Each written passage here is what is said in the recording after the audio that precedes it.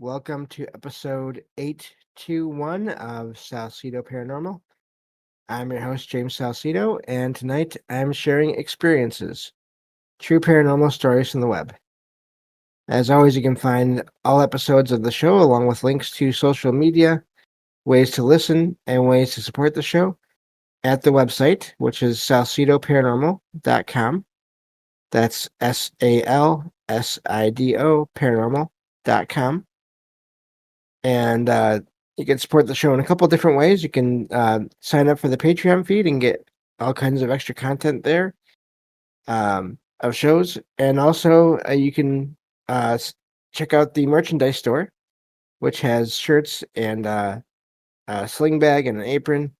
Probably more things to come eventually once I remember to go on there and get some more things figured out. But support is never expected, but always appreciated, as there are expenses in making these shows. Also, please check out the links to friends of the show in every episode description. That'd be Jen, the Arcane Observer, who has her own channel and is the co-host of this show, as well as Michael Strange of Trouble Minds Radio and the Trouble Minds Radio Network, KUAP, Digital Broadcasting, where you can hear 24 hours of amazing shows from myself and other friends of the show, as well as of course, Trouble Minds.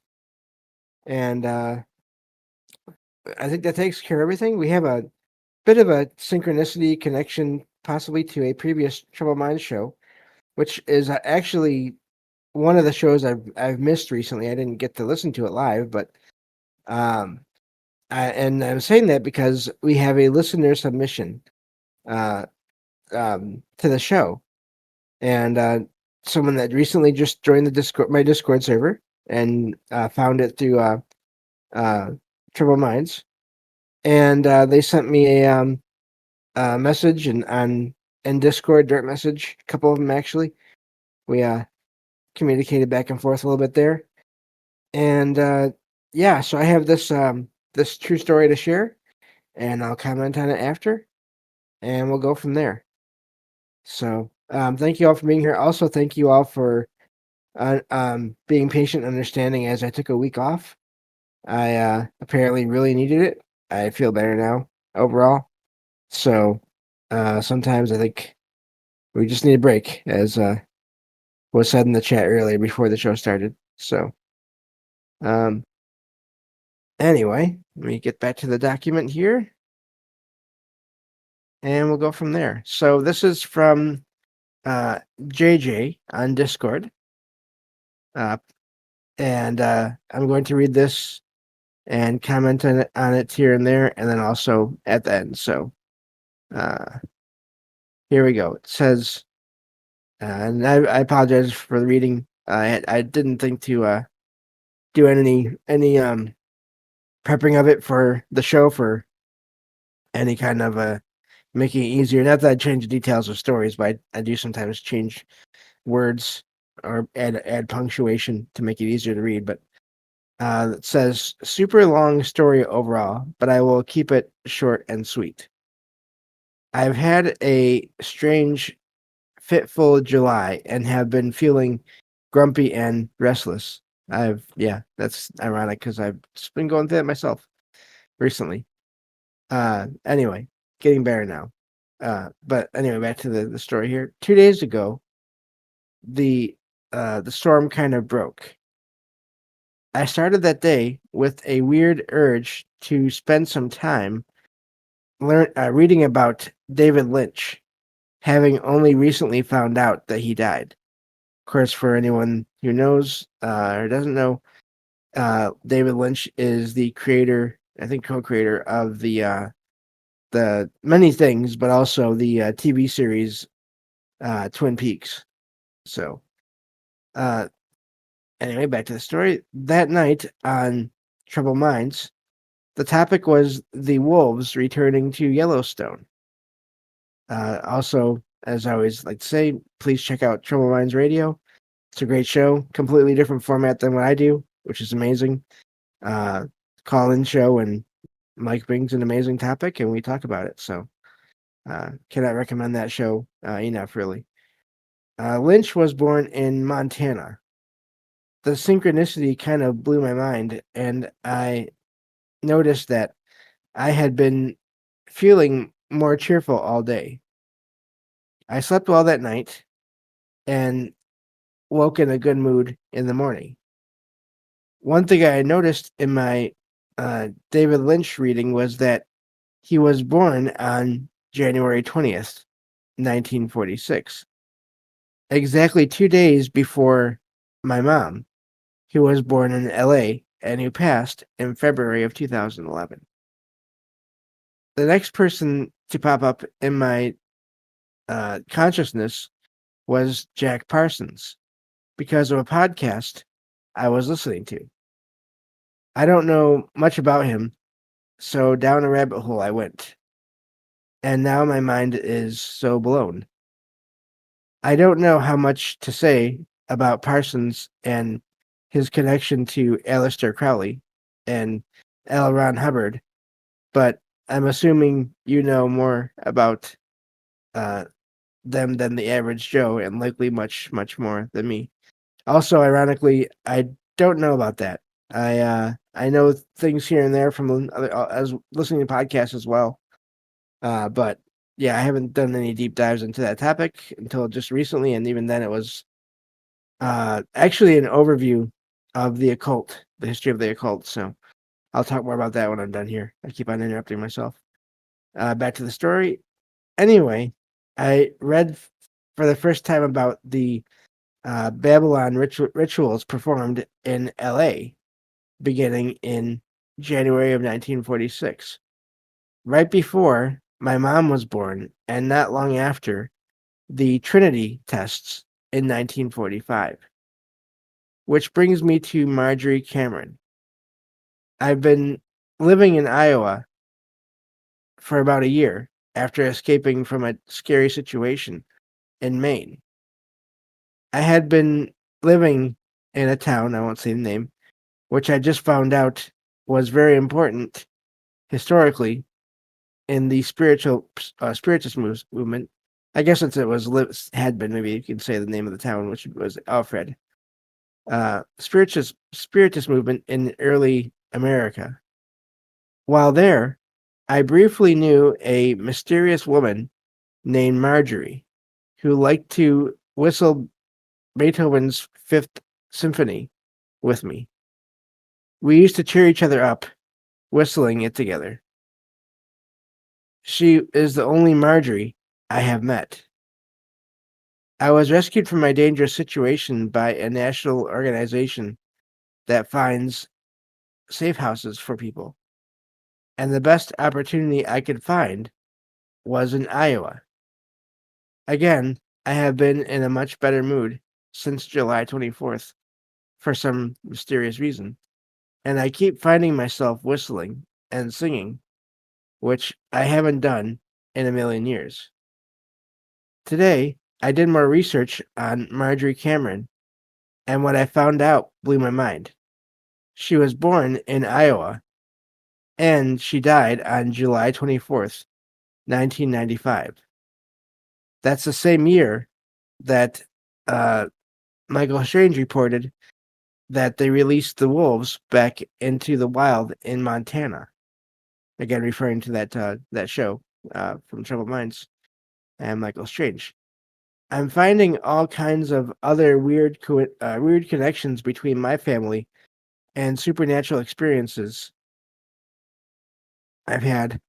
And Thelema, I've never said that word before, so that's really hard to say. Thelema and L. Ron Hubbard and such. But this Marjorie business is really blowing my mind. I definitely feel a powerful and kind presence around me and within me the past few days. And I really want to learn more about Thelema. I feel like Marjorie and my mother and a divine feminine spirit are here with me today, and it is incredible.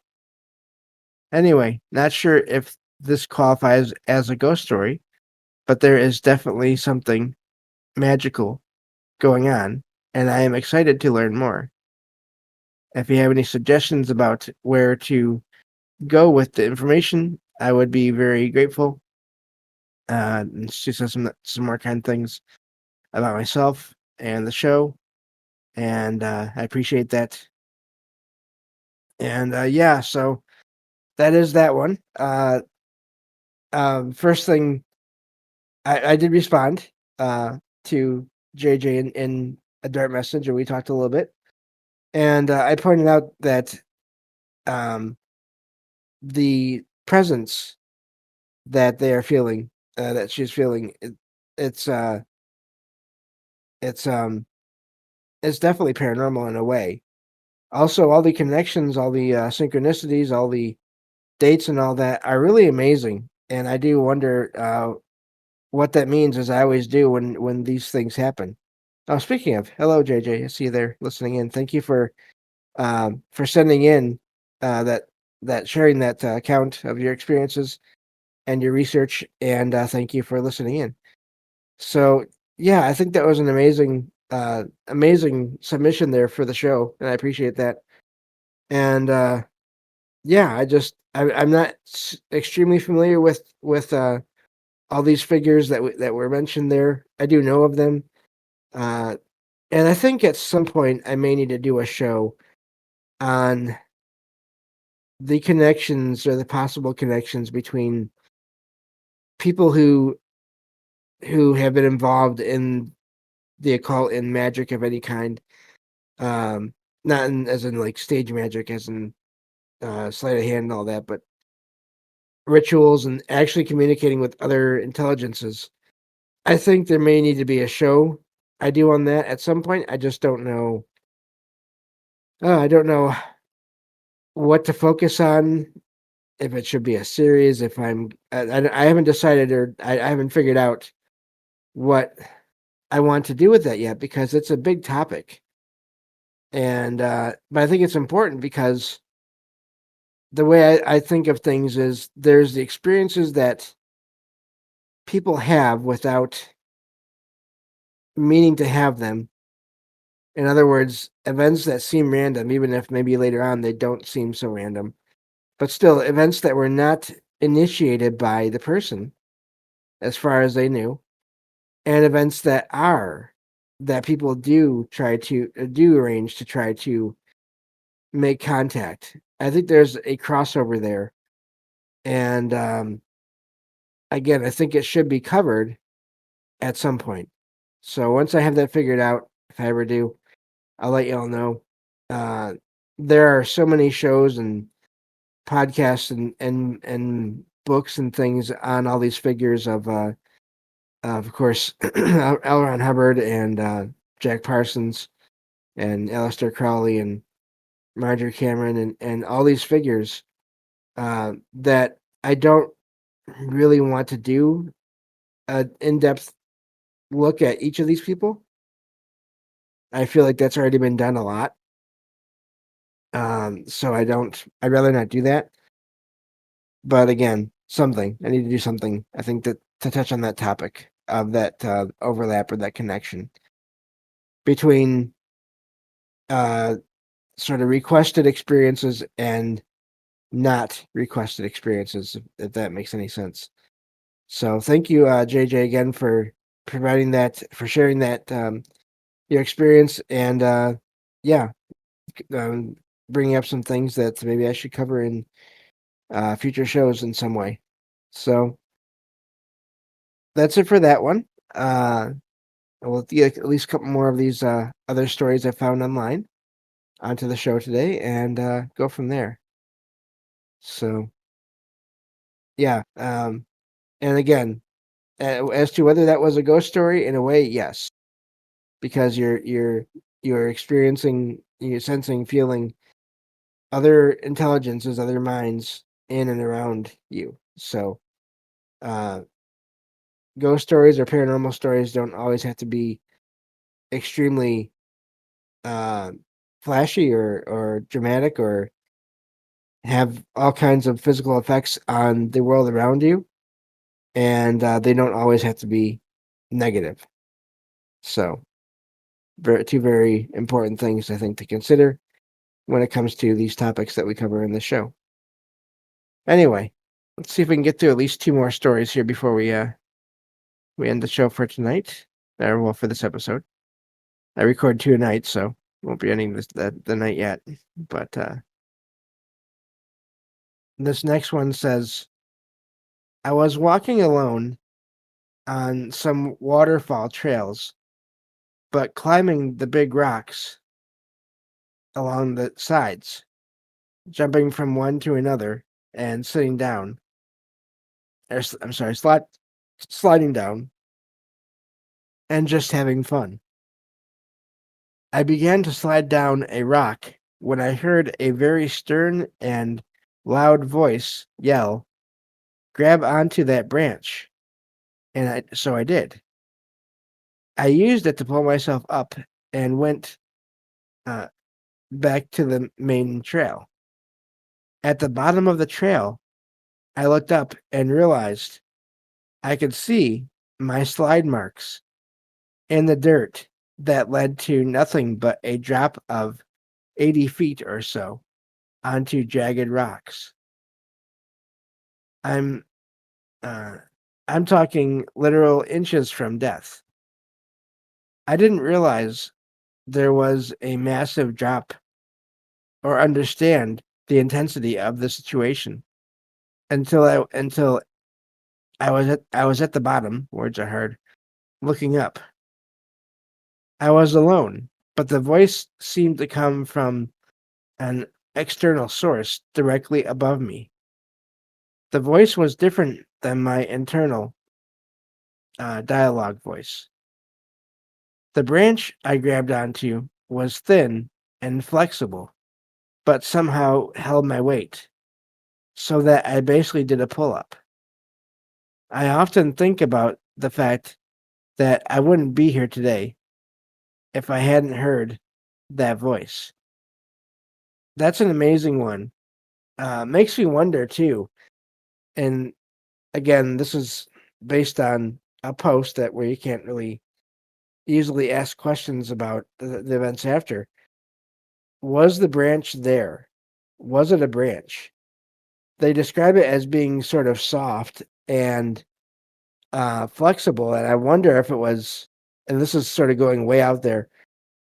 Did someone appear and make themselves physical for a moment, just long enough for the writer there to grab on and save themselves? Well, help save themselves from falling down, or was there a branch and it was somehow reinforced by, I don't know, someone's energy, to where it held, even though the writer there mentioned that they were surprised it did hold. So in other words, maybe it shouldn't have held.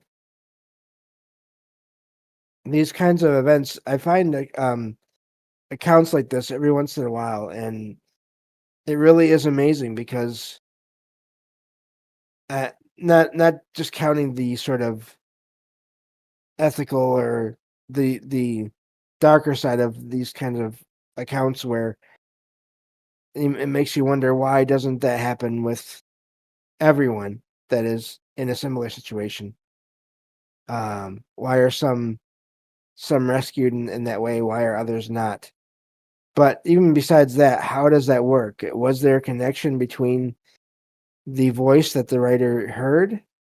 Was it a distant relative, or was it some other being that happened to just be watching and passing through and um, decided to save this person?